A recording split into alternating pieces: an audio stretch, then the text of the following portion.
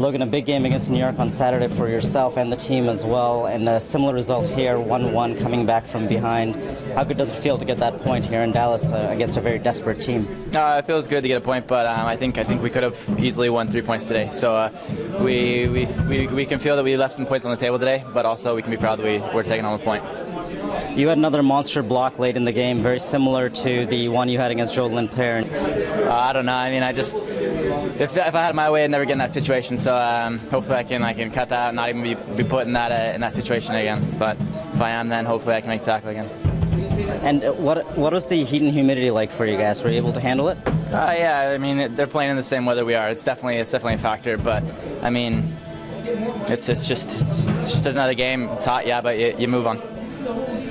Toronto seemed to have a lot more left in the tank actually toward the end than Dallas did, and you guys kept attacking. Was that an instruction from the bench to keep going against Dallas to get those 3 points? No, I think we're just a fit team. You know, we're strong and we have a lot of fight in us.